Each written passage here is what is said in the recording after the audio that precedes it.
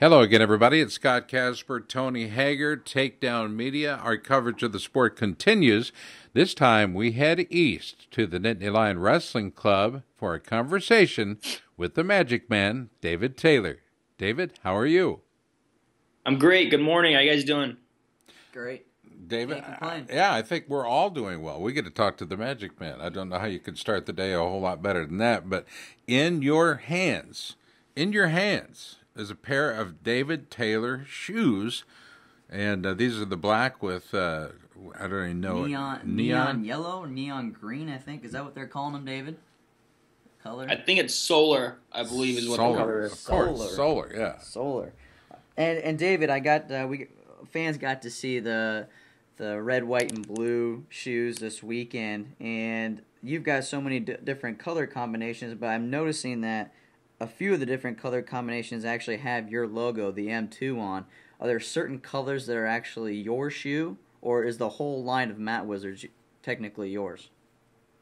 So the shoe that's coming out is the Matt Wizard, and there's 5 different color combinations. The Matt Wizard is Adidas' new wrestling shoe coming out. It's the first full sole shoe that they've produced. They've always been a split sole, with the combat speed kind of been their shoe over the years. So they're introducing a new shoe. 2 of the colors are mine. 2 of the colors will be M squared. That's the black and solar combination and the red, white, and blue. So I was able to have input on those color combinations. I was able to have input on the entire shoe, kind of from the beginning images all the way through. However, the other 3 colors, the white and black, the blue and solar, and then the kind of like the red and blue pair, are not mine. Those are just standard Matt Wizard, and same sizes, same fit, everything. But I'll be personally endorsing the black and solar and the USA red, white, and blue ones. There's a couple features on here that I'm just really curious if you had a big input on them. And I'm a big shoe guy, David, and I noticed that the tongue is like the old school tongues where you can kind of like pull them up and flap them over like all the kids used to do back in the day.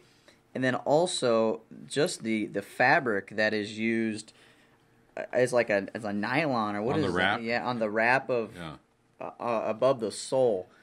Are those 2 things that you had input on just to make durability wise important to you? Well, actually, hold on one second. I'm gonna grab a pair. David Taylor is our guest. We're talking about the Adidas shoe that he has his hands all over, and of course you'll see his logo available at retailers near you. Adidas really has stepped forward, I think, with these new David Taylors.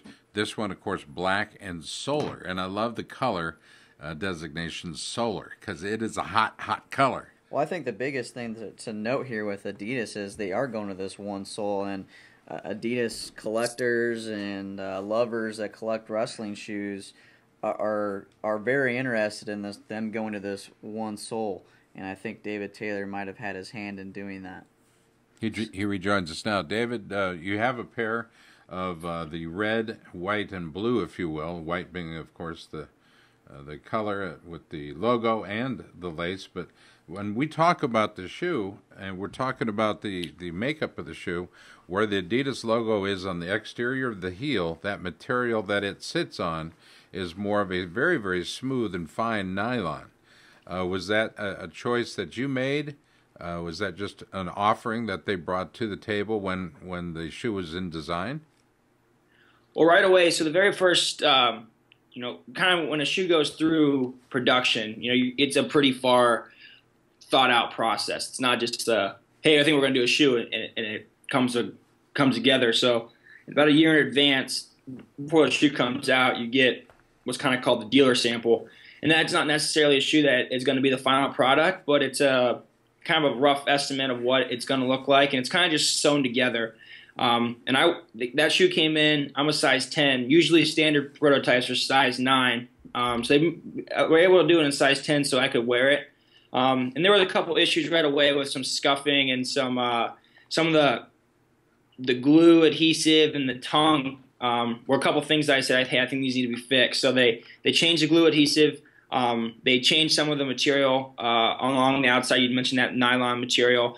And then I said one of the things I liked is a little bit of a longer tongue. Not necessarily as long as the combat speed, but this tongue sits like right above the laces. So when you tie it up, it's not going to I think we've all worn shoes before. When you lace a shoe all the way up to the top lace and the tongue falls underneath the top lace, and then it gets uncomfortable. So the tongue's a little longer. So if you do lace up to the top, like you said, the tongue's going to sit above the laces, which makes it, I believe, really comfortable on your ankle. And for a full sole shoe, it's a very light and durable shoe. Sometimes with full soles, they can be kind of stiff, not quite as flexible. So I think I'm really, really happy with what it turned out. And additionally, on the side, that this was like a thicker material. They kind of thinned it out, and you can actually see through all the shoes. You can see through this like inner material. I'm not really sure. It's just more of a design. I think all that kind of lightened up the shoe. And I wore them this weekend. I wrestled five competitive matches this weekend, and I loved them. I wore the black and solar through the semis, and then I pulled out the red, white, and blue ones for the finals. Additionally, on the bottom of the shoe, where you're going to get the most traction on the mat, there's a different material right along that ball of your foot that's just going to add traction. I just really think it's a reinforced material. And I think these shoes are built to last for a long time, for everyday use. And I think everyone's going to be really excited and really pleased when they get their hands on these. David Taylor, our guest. We're talking shoes this morning, and I'm very confident that the shoes are not only well built, but have some durability built into them. I'm super psyched about the tread pattern.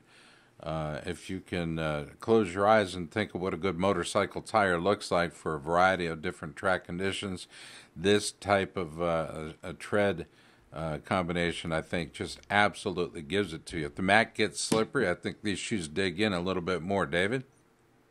Yeah, absolutely. I mean, some of you guys that have, most wrestling people are pretty familiar with Asics' Aggressors.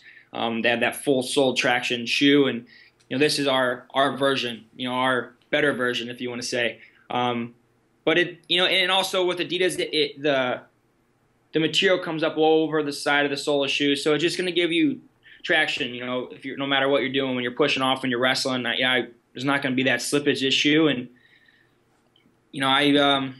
I think for those that want some better grip and love the Adidas shoe, this is what you should get. Okay. David, when did the shoes officially drop for public purchase? Yes. I know the red, white, and blue shoes are shipping. They'll be here actually any day here towards the end of the month in May. And I think they're going to be, I think the red, white, and blue ones are going to release right around the World Team Trials. I think like June 15th, June 18th. And then the red, white, or the black and solar, and I think the rest of the Matt Wizard in general will be there towards the end of June, probably that 1st of July time. Well, for everybody that's thinking about getting a pair, I suggest going out, because I'm like a super fan of the Adidas Adastars, the Kendall Cross white and black ones. Those have been my favorite pair since when I grew up wrestling. I got a pair in 7th grade, and I wore them through high school and college. And this might be my new favorite pair. They're same weight, but a lot better durability in the sole. And I'm excited to get wrestling season underway so I can scrap some of these high schooler kids. Maybe they won't beat on me so much this year. Yeah, right. For sure. All right, so we're talking shoes. What goes underneath the shoes, between the foot, between the dermis and the shoe itself?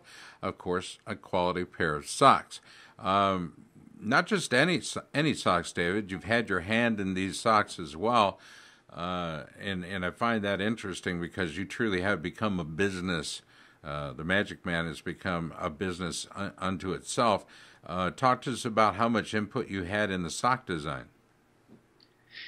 Well, I think socks have always been something that have been important to me even since I was a kid. I think more just something about there's something you practice in, there's something you compete in. You have a practice mentality, you have a competition mentality, and I think there's a few things that tie into that competition mentality. And I just remember when I was a kid, just a phrase, and I just kind of adapted to is look good, feel good, wrestle good. So if you go out there and mentally, if everything's where it needs to be, you're gonna go compete. So for me, it was always like I always had a pair of wrestling shoes that I wrestled and practiced in, and I had a pair of wrestling shoes that I only competed in. Once I broke them in, 1 or 2 practices, and they were only my competition shoe. When I was in high school, it was always okay. At the state tournament, I always got a fresh pair of socks. I used to be like a white crew cut Nike guy. I always had that fresh pair of socks for the state tournament because it was just, I knew going into it, I was ready to go compete.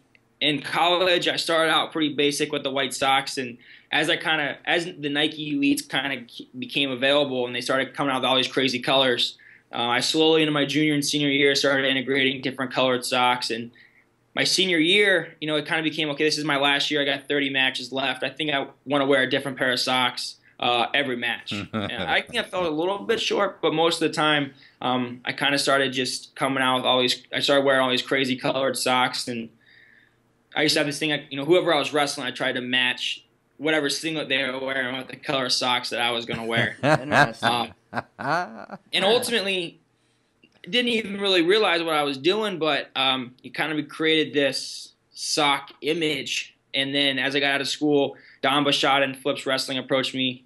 We all know Flips Wrestling is a headphone company, which is one of my biggest sponsors and supports me.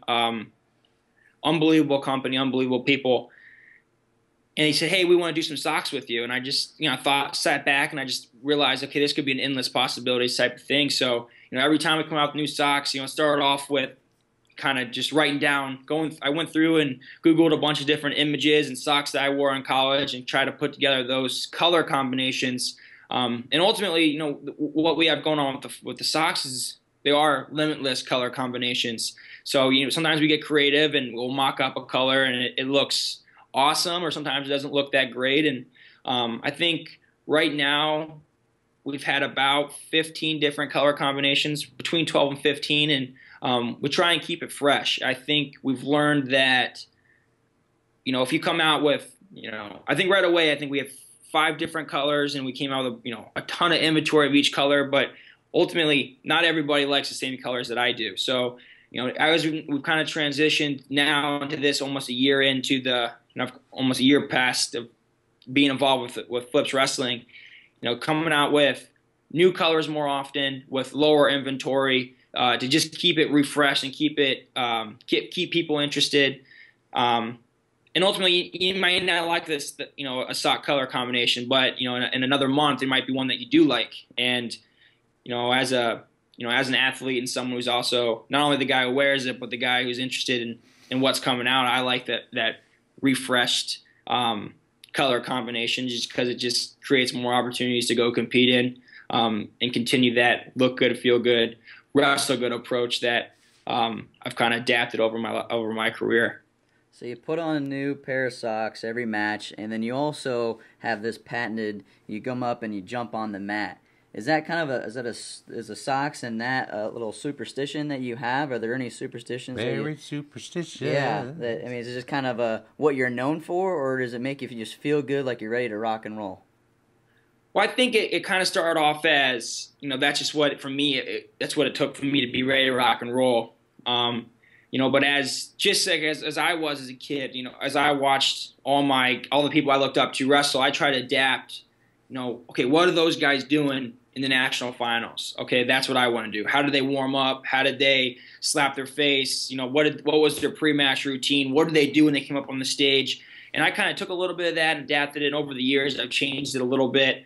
But now I've kind of formulated kind of like my little thing that gets me ready to go. But at the same time, kids look at, okay, what do the people that we look up to do? And then they're trying to adapt it. But for me, it's, okay, I know, when I'm ready to go, I have a fresh pair of shoes on. I pull my socks up, not too high, pull them down a little bit. There's kind of like a little bit of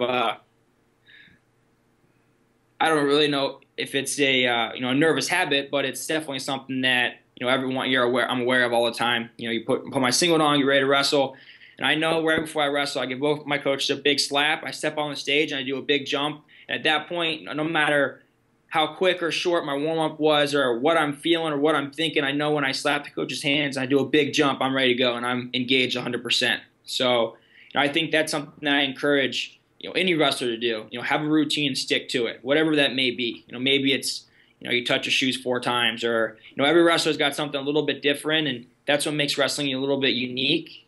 For me, that's what gets me ready to go. I know when that happens, it's time to shake hands and go to war.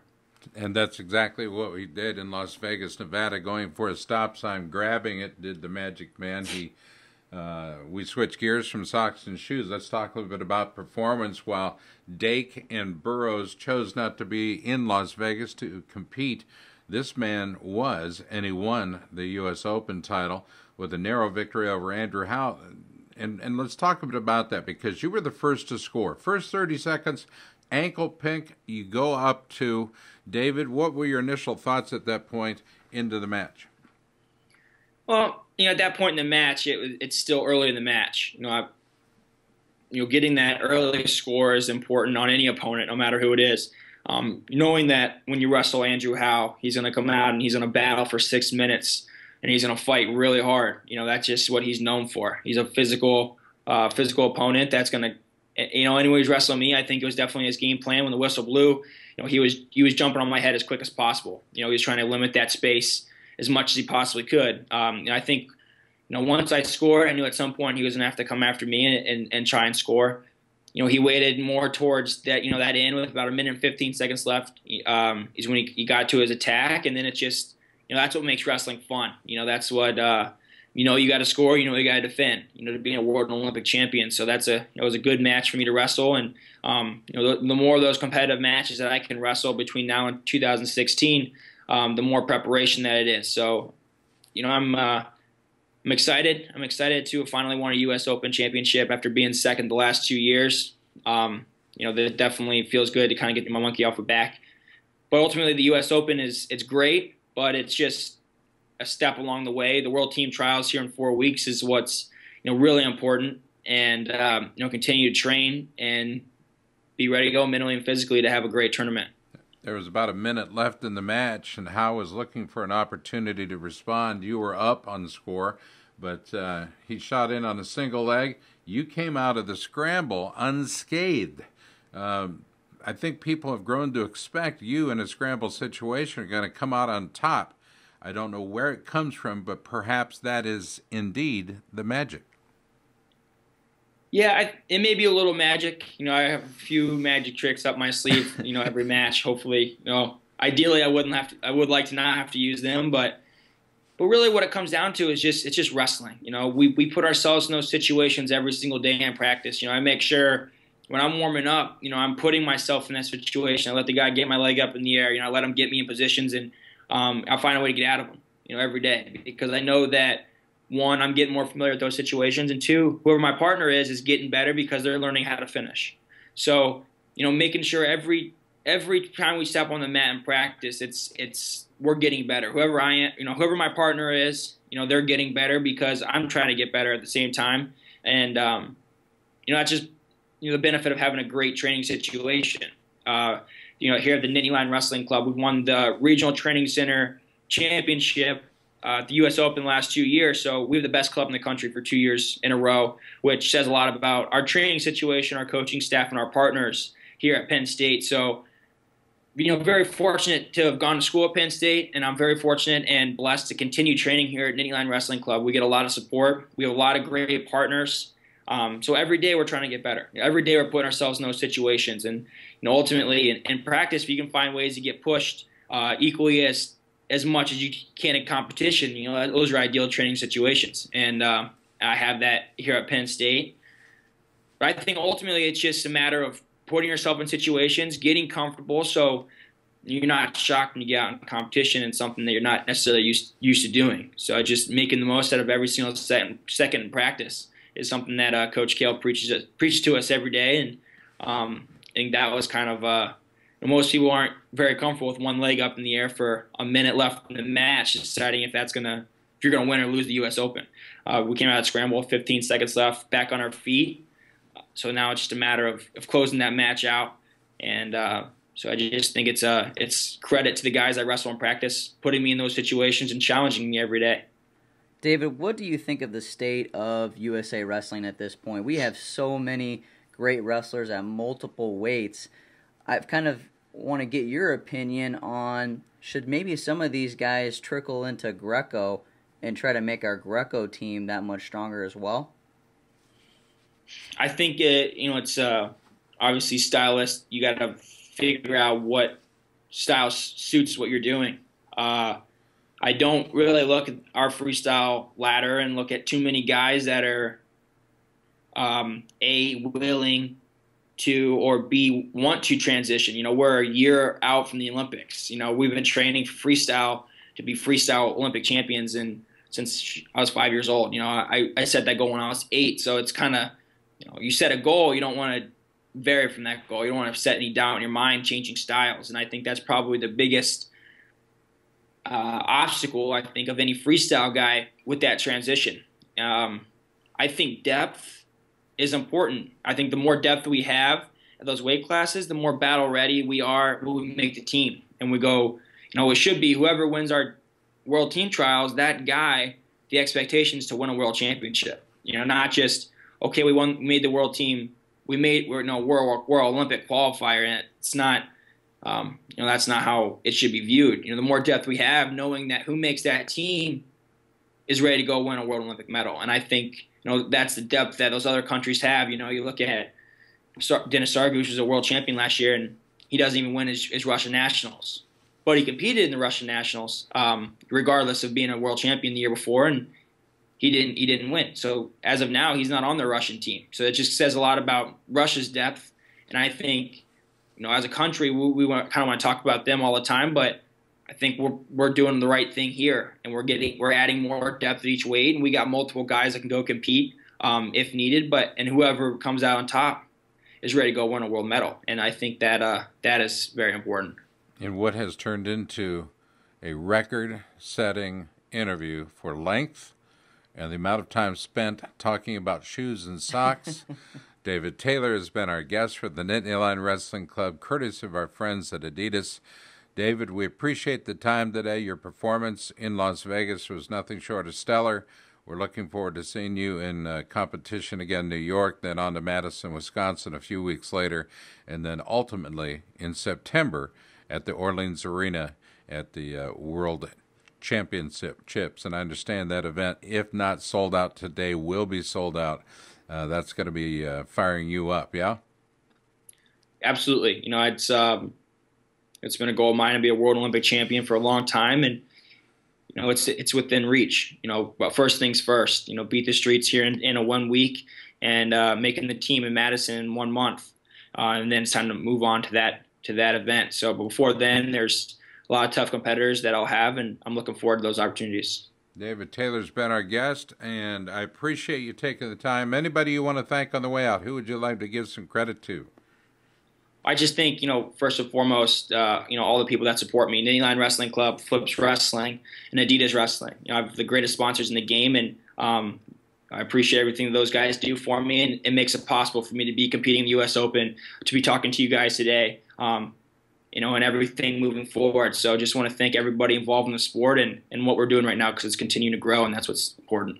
They call him the Magic Man, Hager. We're lucky to have him and have the opportunity to talk to him when we feel it's necessary. And, of course, I think it is on a little more regular basis. Perhaps we would be able to do it sooner than later. David, thanks for the time, bud. Yes, thank you. For all of us at Takedown, I'm Scott Casper for Tony Hager. Our guest today, again, the Magic Man, David Taylor. You'll be looking at his shoes, and you'll be looking at his socks, and you also will be seeing his hand raised a variety of times at events around the world.